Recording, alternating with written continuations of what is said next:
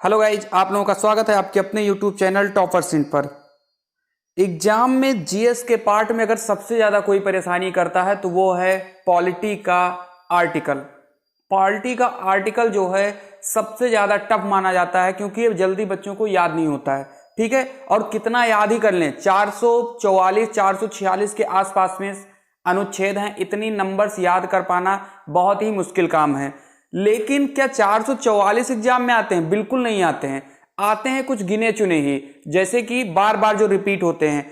तो हम लोग आज टॉप 100 जो अनुच्छेद हैं जो बार बार एग्जाम में आते हैं, हम लोग उन आर्टिकल्स को लेकर आए हैं। तो आप लोग जो पढ़ने वाले बच्चे हैं, जिनको लगता है कि हाँ मुझे आर्टिकल से क्वेश्चन गलत हो जाते हैं, आप एक काम करिएगा, कॉपी लीजिए, पेन लीजिए, जो भी अनुच्छेद है आर्टिकल है इनको आप नोट करिए, पढ़ते हुए चलिए।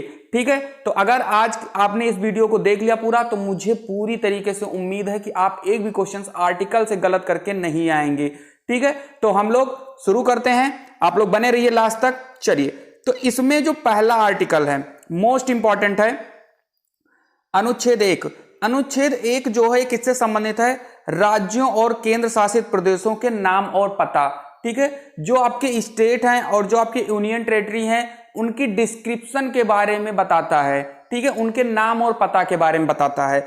उसके बाद में जो हम लोगों ने दूसरा अनुच्छेद लिया है यानी अनुच्छेद नंबर 3।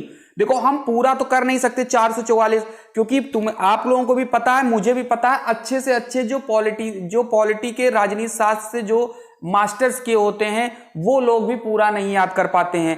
ठीक है, उनको भी प्रॉब्लम होती है।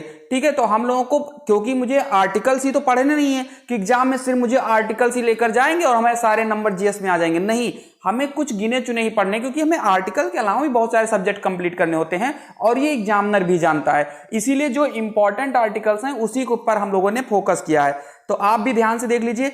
अगर हमारी ये 100 क्वेश्चंस आपने लगा लिए तो यकीन मानो आप कभी भी गलत नहीं करेंगे। ठीक है, चलिए, अनुच्छेद नंबर 3 जो है ये बात करता है नए राज्यों का गठन, राज्यों की सीमा का विस्तार। ठीक है, ये किस अनुच्छेद में? अनुच्छेद नंबर 3 में है। ये क्वेश्चन ग्रुप डी में आ चुका है 2019 के पेपर में। ठीक है, एक क्वेश्चन और आता है कि राज्यों का गठन कौन करता है? इंपॉर्टेंट है, ध्यान से देखिएगा। थोड़ी सी वीडियो लंबी भी हो सकती है तो बोर मत होइएगा, बहुत इंपॉर्टेंट क्लास है आज की। अगर हम बात करें तो राज्यों का गठन, राज्यों की सीमा का विस्तार, ये सब काम होता है आपके पार्लियामेंट का यानी संसद का काम होता है। याद रखिएगा इस चीज को। चलिए, हम आगे बढ़ते हैं। अब बात करते हैं अगले इंपॉर्टेंट की, तो यह है हमारा अनुच्छेद नंबर 14।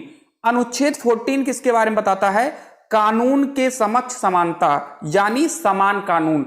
जो कानून है ये सबके लिए समान होगा। ये कौन सा आर्टिकल बताता है? Article number 14। हम लोगों ने 3 आर्टिकल्स देख चुके हैं और ये तीनों के तीनों जो आर्टिकल्स हमारे थे ये मोस्ट इंपॉर्टेंट हैं। क्लियर है यहां तक? चलिए, हम लोग आगे बढ़ते हैं। अब बात करते हैं हम लोग अनुच्छेद नंबर 15 की। अनुच्छेद नंबर, देखो हमने जो अनुच्छेद रखे हैं सब सीरियल वाइज है, नंबर वाइज, बढ़ते हुए क्रम में। तो इनको आप याद भी बहुत ही अच्छे से कर सकते हो। याद कर लीजिए, 100 कोई बहुत बड़ी बात नहीं होती है। अगर आप अच्छी तैयारी कर रहे हो, साल 2 साल 3 साल से, लोग 4 साल तक तैयारी करते हैं, एक नंबर आधे नंबर से लोगों के रुक जाते हैं। अगर आपके एक नंबर क्लियर हो गए ना, बहुत बड़ी बात होती है। 2 नंबर कम से कम इससे आ जाते हैं। चलिए, तो जो अनुच्छेद नंबर 15 है ये धर्म, नस्ल, जात, लिंग या जन्म स्थान के आधार पर भेदभाव निषेध, यानी अनुच्छेद 15 बताता है कि हम किसी के धर्म, किसी की जाति, किसी के लिंग के आधार पर हम लोग क्या कर सकते हैं? भेदभाव नहीं कर सकते हैं किसी भी बच्चे में, कि हाँ ये लड़का है या ये लड़की है, या ये ओबीसी है या ये एससी है या ये एसटी है या ये जनरल के ब्राह्मण है या ये ठाकुर है, क्षत्रिय, हम भेद नहीं कर सकते। कौन सा अनुच्छेद बताता है? 15 नंबर अनुच्छेद बताता है। अनुच्छेद नंबर जो 17 है ये सबसे ज्यादा इंपॉर्टेंट है। जो लोग पेपर देते हैं या प्रीवियस ईयर फॉलो करते हैं पेपर को, उन्हें पता होगा सबसे ज्यादा इंपॉर्टेंट ये है। अस्पृश्यता का अंत। क्या होता है? छुआछूत। जो लोग होते हैं ना कि छुआछूत है, ये इसने मेरा बर्तन छू लिया, अब मैं इस बर्तन में खाना नहीं खाऊंगा, उनके लिए है अनुच्छेद नंबर 17। यहां तक क्लियर है? अगर पसंद आ रहा है सेशन आपको तो लाइक कर दीजिए, अपने दोस्तों को भी शेयर कर दीजिए, और नए हो अगर हमारे चैनल पर तो सब्सक्राइब कर दीजिए, क्योंकि मैं वो चीजें लाता हूं आपके लिए जो बच्चों को सबसे ज्यादा परेशानी एग्जाम में करती है। ठीक है, चलिए, अनुच्छेद नंबर 18। अनुच्छेद नंबर 18 जो है ये है उपाधियों का अंत। ठीक है, यानी कोई उपाधि नहीं होगी इसमें। अनुच्छेद 19 से 22 जो है ये स्वतंत्रता का अधिकार, इंपॉर्टेंट है, याद रखिएगा इस चीज को, ठीक है। उसके बाद जो आपका अनुच्छेद 19 होता है ये होती है बोलने की स्वतंत्रता। सभी लोग स्वतंत्र रूप से बोल सकते हैं, किसी से क्वेश्चन कर सकते हैं, कुछ भी कर सकते हैं। जैसे प्रेस वाले होते हैं ना, प्रेस वाले क्या होते हैं कि नेता विधायक मंत्री से कुछ भी पूछ सकते हैं, ऐसा नहीं कि नहीं तुम पूछ नहीं सकते हो ये चीज, ठीक है। तो ये बोलने की स्वतंत्रता अनुच्छेद 19 में है। उसके बाद हम बात करते हैं आर्टिकल नंबर 23 की, यानी अनुच्छेद 23 किससे संबंधित है, तो ये है मानव के दुर्व्यापार और बलात्श्रम का प्रतिषेध। यानी हम किसी भी आदमी को जबरदस्ती काम नहीं करा सकते कि भैया नहीं तुम चलो मेरे घर पे काम ही करो आज, या नहीं तुम मेरे कारखाना में आओ और मुझे काम करो, नहीं तो तुम्हें हम फोड़ देंगे, ऐसा नहीं कर सकते हम लोग, ठीक है ना। नहीं तो हम लोग अंदर जा सकते हैं और बहुत लंबे दिनों तक अंदर जा सकते हैं। तो दो में कंफ्यूजन होता है, एक होता है अनुच्छेद 23 और एक होता है अनुच्छेद 24, दोनों में याद रखना। पहला जो 23 बताता है मानव के दुर्व्यापार और बलात्श्रम का प्रतिषेध, यानी कि हम लोग किसी को जबरन काम नहीं करा सकते, ठीक है। जैसे मान लो मेरी एज है आज 18 साल, यानी मैं बालिग हो चुका हूं। बालिग होने के बाद भी होता क्या है कि हम नहीं काम करने जाना चाहते हैं तो कोई मुझे जबरदस्ती नहीं ले जा सकता, ये होता है अनुच्छेद नंबर 23। लेकिन अनुच्छेद नंबर 14 क्या कहता है कि जो बालक हैं, बालक के नियोजन से प्रतिशोध, यानी 6 से 14 साल या 14 साल से कम के जो बच्चे होते हैं हम उनको अपने कंपनी में नहीं रख सकते हैं, भले ही वो लड़का काम करने के लिए इच्छुक ही क्यों ना हो। दोनों में डिफरेंसेस क्लियर हुए ना आपके। जो अनुच्छेद 23 है इसमें आप काम पे तो रख सकते हो क्योंकि वो बालिग है, लेकिन अगर वो नहीं जाना चाहता तो नहीं जाएगा। अनुच्छेद 24 कहता है कि अगर बच्चा जाना भी चाहता है वहां पर, लेकिन उसकी एज अगर 14 साल से कम है तो वो नहीं करेगा वहां पर जॉब। ये चीज याद रखना है आपको। तो मुझे उम्मीद है कि 23 और 24 दोनों में डिफरेंसेस क्लियर हो चुके होंगे, बहुत कंफ्यूजन होता है दोनों में, ठीक है। चलिए आगे बढ़ते हैं, बात करते हैं अनुच्छेद 25 से 28। ये जो है धार्मिक स्वतंत्रता का अधिकार। क्लियर हो रहा है ना सारी चीजें? अगर समझ में आ रहा है, पसंद हो रहा है तो आप लोग शेयर जरूर करिए, लाइक करिए। आप लाइक करोगे तो मुझे खुशी मिलेगी कि मैंने मेहनत करके इस वीडियो को बनाया है, और आप ये समझ सकते हो कि मैंने इसको कैसे कलेक्ट किया होगा एक एक क्वेश्चन को, और कैसे मैंने सीरियल वाइज इसको फ्रेम किया होगा। तो अगर आपको लग रहा है कि सर ने मेहनत किया है, मुझे सर को थोड़ा सा प्रमोट करना है, तो मुझे इनको सब्सक्राइब करना है और लोगों को तक ये वीडियो को पहुंचानी है। क्लियर है यहां तक? चलिए, अनुच्छेद 25 से 28 जो है यह है धार्मिक स्वतंत्रता का अधिकार, ठीक है। ये आपके पार्ट में है, ठीक है। यानी आपको पता है कि जो फंडामेंटल राइट्स होती है तो फंडामेंटल राइट के बीच में ही है। मैं जल्द ही आपको भाग की अनुसूचियों की, भाग और अनुसूची की मैं ट्रिक लेकर आऊंगा, ठीक है। चलिए, बाकी अनुच्छेद में देखो यार ट्रिक नहीं होती है। अगर कुछ लोग झूठे लिखे रहते हैं यूट्यूब पर कि ट्रिक लीजिए ट्रिक लीजिए, कुछ नहीं होता। उनकी ट्रिक अगर आप करके भी गए ना तो आपके सारे क्वेश्चंस गलत हो जाएंगे एग्जाम में, ठीक है, क्योंकि ट्रिक नहीं है भाई। 444 अनुच्छेद को याद करने की कोई ट्रिक नहीं होती है, खुद आपको पता है, आप समझदार हो, पढ़े लिखे हो सभी लोग। बाकी जो 22 भाग हैं वो चुटकियों में याद करा देंगे हम आपको, 12 अनुसूची जो है उसको चुटकियों में याद करा देंगे, ये मेरी गारंटी है। लेकिन जिसके नहीं होते हैं मैं झूठे मूठे बना के नहीं लाऊंगा कि नहीं चलो भैया बना लो और आप लोगों का गलत हो जाए एग्जाम में। क्लियर है ना यहां तक? चलिए तो आगे बढ़ते हैं हम लोग। अनुच्छेद नंबर 30, कोई भी अल्पसंख्यक वर्ग अपनी शिक्षा संस्थानों की स्थापना कर सकता है, ठीक है। जैसे कहने का मतलब है कि अल्पसंख्यक का मतलब कि कहीं पर कोई भी जाति रहती है उसमें से 10% ही कोई ऐसे लोग हैं जो वहां पर पाए जाते हैं। तो ऐसा नहीं है कि वो 90% मिलकर उस 10% को रोक दे, नहीं भैया तुम कुछ कर नहीं सकते हो यहां पर। वो 10% चाहें तो अपना खुद का स्कूल या अपने खुद की शैक्षिक संस्थान खोल सकते हैं। किस आर्टिकल के तहत? अनुच्छेद नंबर 30 के तहत, याद रखिएगा इस चीज को। उसके बाद अनुच्छेद 32 आता है। अनुच्छेद 32 क्या होता है? संवैधानिक उपचारों का अधिकार। जो आर्टिकल नंबर 32 है ये संवैधानिक उपचारों का अधिकार है, ठीक है। भीमराव अंबेडकर जी ने इसको संविधान की आत्मा भी कहा है, ये भी याद रखिएगा, इंपॉर्टेंट है, बहुत ज्यादा इंपॉर्टेंट है ये। बात करते हैं हम लोग अनुच्छेद 40 की। तो ग्राम पंचायतों का गठन, अनुच्छेद 40 कहता है ग्राम पंचायतों का गठन। बिल्कुल भी आप परेशान ना होइए, आज हम थ्योरी लेकर आए हैं हर एक चीज। कल की क्लास हम लोग इसके एमसीक्यू करेंगे, आप वहां पर अपने आप को जांच लीजिएगा कि जो मैंने पढ़ा क्या वो सही है या गलत है। थोड़ी देर बाद ही इसकी क्लास भी आ जाएगी एमसीक्यू की भी। चलिए बात करते हैं अनुच्छेद 44 की।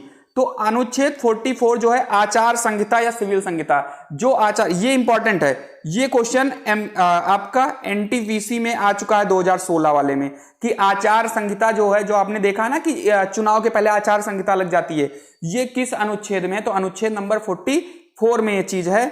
और अनुच्छेद नंबर 50 की बात करें तो कार्यपालिका का न्यायपालिका से अलगाव, यानी जो कार्यपालिका है वो ना तो न्यायपालिका में हस्तक्षेप करेगी, ठीक है ना, ये चीज आपको क्लियर रखना है। यहां तक आगे बढ़ते हैं।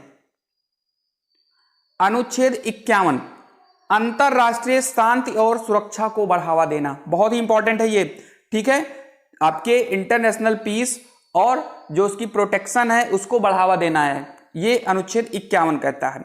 फिर बात करते हैं हम लोग अनुच्छेद 51A, ये आपके मौलिक कर्तव्य से संबंधित है, फंडामेंटल ड्यूटीज से। आपको पता है टोटल 11 फंडामेंटल ड्यूटीज हैं। चलिए, अनुच्छेद 52 भारत का राष्ट्रपति, अनुच्छेद 52 कहता है कि भारत में एक राष्ट्रपति होगा। अनुच्छेद 54 राष्ट्रपति का चुनाव, ठीक है, 52 में भारत का राष्ट्रपति होगा, 54 में राष्ट्रपति का चुनाव होगा, और अनुच्छेद 55 में राष्ट्रपति के चुनाव की पद्धति होगी, यानी कैसे चुना जाएगा, कौन कौन भाग लेगा, कैसे वोटिंग होगा, ये सब 55 में है। और अनुच्छेद 57 में है पुनः निर्वाचित होने के लिए योग्यता, यानी क्या योग्यता होनी चाहिए कि वो राष्ट्रपति दोबारा निर्वाचित हो जाए। तो यहां पर जो मैंने आपको बताए हैं, 52 भारत का राष्ट्रपति होगा, 54 राष्ट्रपति का चुनाव होगा, 55 में राष्ट्रपति के चुनाव की पद्धति होगी, और 57 में पुनः निर्वाचित होने के लिए योग्यता होनी चाहिए। ये हो गए आपके राष्ट्रपति के बारे में। और एक बचता है अनुच्छेद 61, ये बात करता है कि राष्ट्रपति पर महाभियोग चलाया जाएगा। महाभियोग क्या होता है?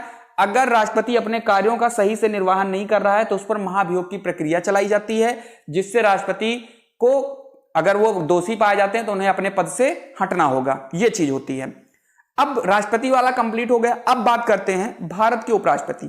भारत के उपराष्ट्रपति में अगर बात करें तो ये अनुच्छेद 63 के अंतर्गत आते हैं, और राष्ट्रपति किसके अंतर्गत आते थे? 52 के अंतर्गत आते थे। अनुच्छेद 66 में क्या कहा गया है कि उपराष्ट्रपति के चुनाव के बारे में बताया गया है। यहां तक क्लियर है कि चुनाव होगा। अनुच्छेद 64 में उपराष्ट्रपति के राज्यसभा का पदेन अध्यक्ष, ये पदेन है भैया, ठीक है, उपराष्ट्रपति के राज्यसभा का पदेन अध्यक्ष होने के बारे में बताया गया है। यहां तक इतना क्लियर है ना आप लोगों का? चलिए, देखो आप सबको पता है कि जो उपराष्ट्रपति होता है वो राज्यसभा का पदेन सभापति होता है। तो पदेन अध्यक्ष या पदेन सभापति होता है किस अनुच्छेद में? 64। देखो जितने भी क्वेश्चन मैं लेकर आया हूं ना, अगर इतना क्वेश्चन आप कर ले एग्जाम में, गारंटी मेरी है एक भी क्वेश्चन आप आर्टिकल से गलत करके नहीं आओगे, ठीक है, आप इनको कर लीजिए। चलिए आगे बढ़ते हैं। आर्टिकल 65 उपराष्ट्रपति का कार्यवाहक राष्ट्रपति होना इंपॉर्टेंट है। जो उपराष्ट्रपति होता है, जब राष्ट्रपति अपने पद पर नहीं होता है उस टाइम पर जो जगह उनकी खाली होती है तो उपराष्ट्रपति उनका कार्यभार संभालता है। ये किस आर्टिकल में दिया गया है? आर्टिकल नंबर 65 में दिया गया है। यहां तक क्लियर है सबका? चलिए, आर्टिकल नंबर 69 उपराष्ट्रपति का शपथ, यानी किस आर्टिकल के तहत उपराष्ट्रपति शपथ लेता है? तो आर्टिकल नंबर 65 हो जाएगा। यहां तक क्लियर है सबका? चलिए अब बात करते हैं। देखो वो बीच में हम लोग थोड़ा सा छूट गया था कुछ आर्टिकल्स, तो उनको हम लोग कवर कर लिए हैं। परेशान ना हो, जो भी छूटा है मैं कवर कर लिया हूं। जो भी आर्टिकल आज जो छूट जाएंगे वो कल एमसीक्यू वाले सेशन में आपको मिल जाएंगे। यानी आज की क्लास और कल की क्लास अगर आपने कर ली ना ढंग से, यकीन मानो आप अनुच्छेद के महारथी हो जाओगे। लोग आर्टिकल में परेशान होते हैं, आप आर्टिकल को फोड़ के आओगे एग्जाम में, बिल्कुल 100%। चलिए, तो जो आर्टिकल 48 है ये कृषि और पशुपालन के संगठन से संबंधित है। यहां तक क्लियर है? आर्टिकल 48 कृषि और पशुपालन के संगठन से संबंधित है। आर्टिकल 48A जो है ये पर्यावरण की सुरक्षा और सुधार एवं वन्य जीवों की सुरक्षा से संबंधित है। क्लियर है ना यहां तक?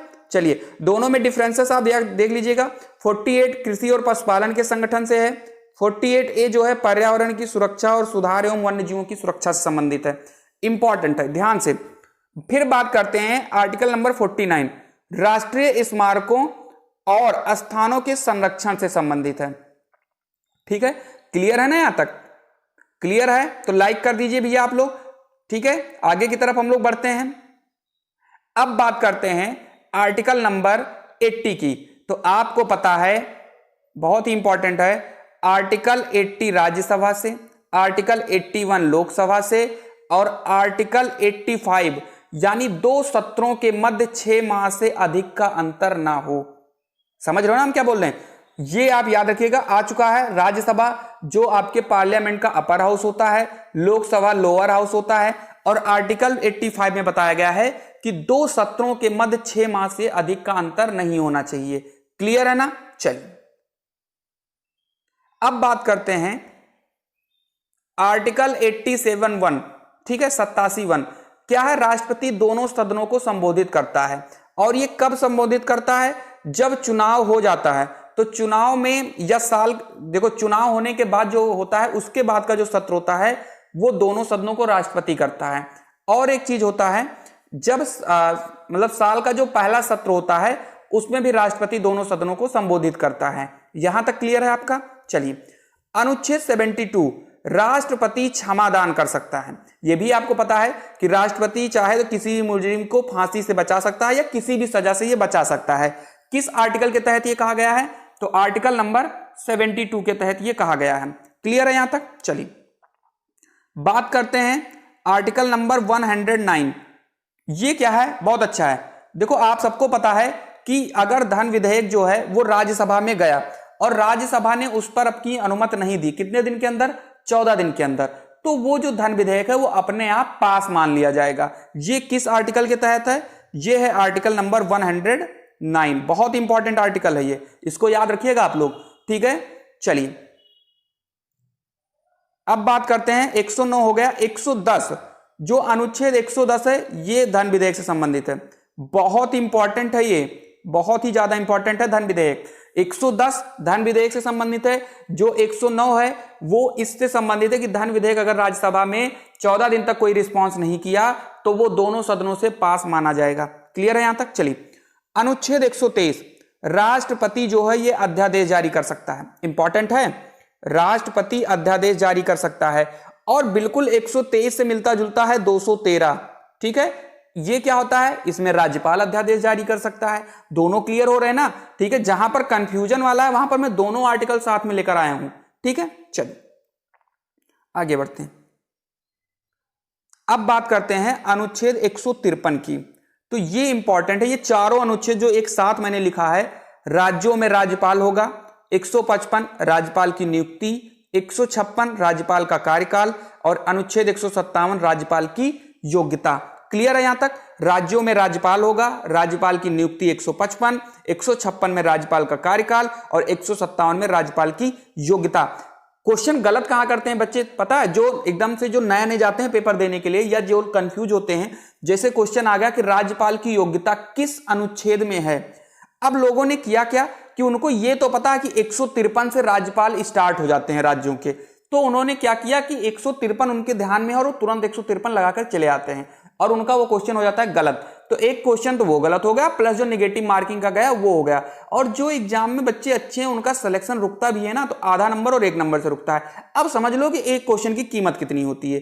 तो कंफ्यूज नहीं होना है, ठीक है। इनको अच्छे से आप नोट डाउन करिए और याद करते हुए चलिए आगे बढ़ते हैं। अगर कोई कमी लगे वीडियो में तो आप कमेंट करके मुझे बताइए। अगर आपको बहुत अच्छी वीडियो लग रही है तो आप लाइक करिए और कमेंट में वो भी लिखिए कि सर बड़े अच्छी थी, बहुत अच्छे मेथड से आपने समझाया, या जैसे भी नहीं समझा पा रहा हूं ये भी लिखिए कि सर समझा नहीं पाए आप इसको, ठीक है। जरूर लिखिए, लेकिन कुछ लिखिए। और अगर आपको कोई पर्सनल अगर कोई मैसेज करना है तो व्हाट्सएप नंबर डिस्क्रिप्शन बॉक्स में रहता है, आप जाइए वहां से मेरे व्हाट्सएप से ज्वाइन हो सकते हो आप, ठीक है। आपको टाइम से टाइम वीडियो मिलती रहेगी। आप सब्सक्राइब करिए और बेल आइकन को दबा दीजिए ताकि कोई भी वीडियो आप मेरी मिस ना करें, ठीक है। चलिए आगे बढ़ते हैं। अब बात करते हैं आर्टिकल नंबर 163 की। ये क्या है? इसमें बताया गया है कि जो मंत्री परिषद होता है वो राज्यपाल को सलाह दे सकता है। किसके तहत? 163 के तहत, ठीक है। मंत्री परिषद का राज्यपाल को सलाह, ये क्लियर है ना? 163। बात करते हैं 165 की। इसमें दिया गया है कि राज्य का महाधिवक्ता, जो राज्य का महाधिवक्ता होता है वो 165 में है, ठीक है। 2 चीजें याद रखिएगा आप, राज्य का महाधिवक्ता आर्टिकल नंबर 165 और भारत का महान्यायाधीश अनुच्छेद 76। ये दोनों कंफ्यूजिंग होता है, लोग गलत खूब करते हैं इसको। जब मैं एग्जाम दिया करता था मुझसे भी एक बार गलत हो गया था ये क्वेश्चन, ठीक है। तो इसीलिए जहां जहां पर मुझे अपने एक्सपीरियंस का प्रयोग करना पड़ा है मैंने किया है, याद रखिएगा। तो आर्टिकल 165 जो है ये राज्य के महाधिवक्ता से संबंधित है, और 76 जो है ये भारत के महान न्यायवादी से संबंधित है। क्लियर है यहां तक? चलिए, महान न्यायवादी यानी अटॉर्नी जनरल ऑफ इंडिया। चलिए, 76 है। और 72 से क्या था, अभी अभी हमने बताया है। अनुच्छेद 72 में क्या है? अनुच्छेद 72 में है कि राष्ट्रपति क्षमादान कर सकता है। ठीक है, चलिए कंफ्यूज मत होना आप लोग, आगे बढ़ते हैं। अनुच्छेद 124, सुप्रीम कोर्ट के न्यायाधीश की नियुक्ति राष्ट्रपति करता है। इंपॉर्टेंट है, बताइए। सुप्रीम कोर्ट के न्यायाधीश की नियुक्ति राष्ट्रपति करता है, 124 याद रखिएगा। और सुप्रीम कोर्ट भी किससे संबंधित है? 124 से संबंधित है, यह भी याद रखना आप लोग, गलत मत करना एग्जाम में। अब बात करते हैं अनुच्छेद 108 की, संसद का संयुक्त सत्र। जो संसद का संयुक्त सत्र चलता है वो 108 से संबंधित है। यहां तक क्लियर है? आगे बढ़ते हैं। अनुच्छेद 217 इंपॉर्टेंट है। अनुच्छेद 217, हाई कोर्ट के न्यायाधीश की नियुक्ति राष्ट्रपति करता है। अभी अभी हमने एक चीज देखा था, देखो जो भी कंफ्यूजन वाली चीजें हैं वो मैं तुरंत बताता हूं। 124 क्या था? सुप्रीम कोर्ट के न्यायाधीश की नियुक्ति, अनुच्छेद 124। आर्टिकल 124 में क्या था? सुप्रीम कोर्ट के न्यायाधीश की नियुक्ति राष्ट्रपति करता है। और 217 में क्या है?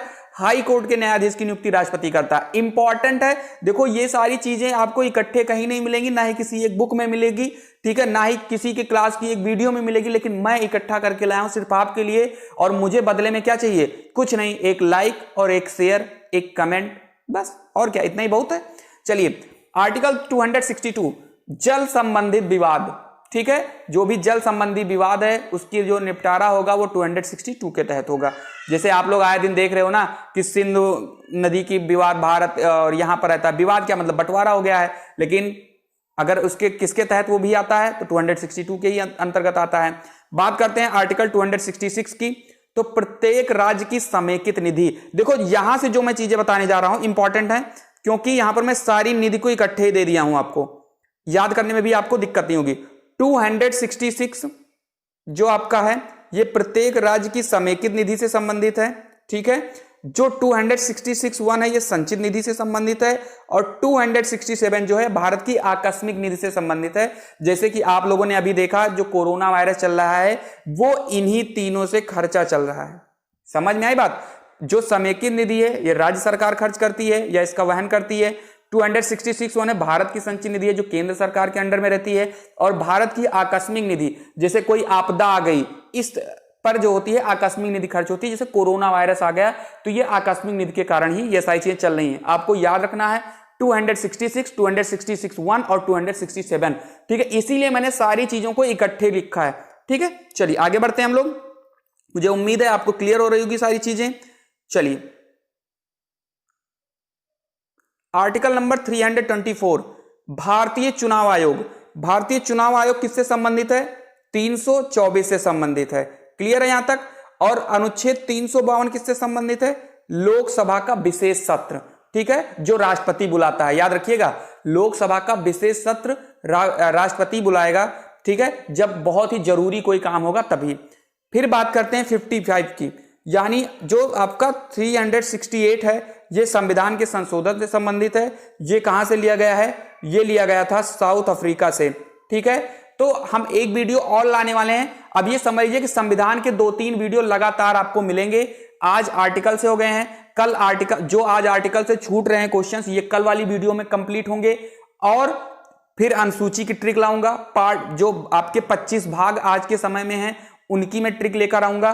और उसके बाद आपको किस देश से संविधान से कौन से लिए गए हैं यानी संविधान के स्रोत जो हैं उनकी मैं ट्रिक लाऊंगा, उनकी मैं वीडियो लाऊंगा। तो आप लोग जो नए हो वो सब्सक्राइब कर लीजिए। ठीक है, जो अपने फ्रेंडों को शेयर करना चाहते हैं वो प्लीज शेयर कर दें, और पसंद आया है तो लाइक कर दें। बस इतना ही काम आपको करना है और कुछ नहीं करना है। चलिए, आर्टिकल नंबर 315, संघ लोक सेवा आयोग यानी यूपीएससी की बात किया जाए तो यूपीएससी किससे संबंधित है? 315 से संबंधित है। मुझे उम्मीद है कि आपको वीडियो पसंद आ रहा होगा। चलिए, तो इतने ही थे आज हम लोगों ने 56 क्वेश्चंस कर लिए हैं। मैंने ज्यादा क्वेश्चन नहीं लिए क्योंकि मुझे पता है कि इकट्ठे अगर मैं सारे क्वेश्चंस कराऊंगा तो आपको याद करने में भी प्रॉब्लम होगी। तो जो बचे हुए हैं वो मैं कल करूंगा, यानी अभी थोड़ी देर बाद वाली क्लास में होगी। और उसके बाद में आपको करना क्या है कि एमसीक्यू कल लेकर आऊंगा और एमसीक्यू टेस्ट आपको करना है कल, ठीक है। ज्यादा से ज्यादा एमसीक्यू रहेंगे तो आप लोग कल वाली क्लास भी जरूर करेंगे, ठीक है। कल की क्लास आपको जल्दी नोटिफिकेशन मिले उसके लिए आपको करना क्या है, सिर्फ सब्सक्राइब करना और बेल आइकन को दबा देना है, ठीक है। अगर वीडियो पसंद आया तो आप लाइक करिए, शेयर करिए, सब्सक्राइब करिए और कमेंट जरूर करिए कि सर मुझे पसंद आया है या नहीं पसंद आया, जो भी है आप जरूर लिखिए कमेंट में, ठीक है। अगर आप मुझे पर्सनल कांटेक्ट करना चाहते हो तो आपको नीचे डिस्क्रिप्शन बॉक्स में मेरा व्हाट्सएप नंबर मिल जाएगा, आप उसमें हाय लिखकर भेज सकते हो, मैं ज्वाइन कर लूंगा आपको। चलिए तो यहां तक है, तब तक के लिए आप लोग पढ़ते रहिए,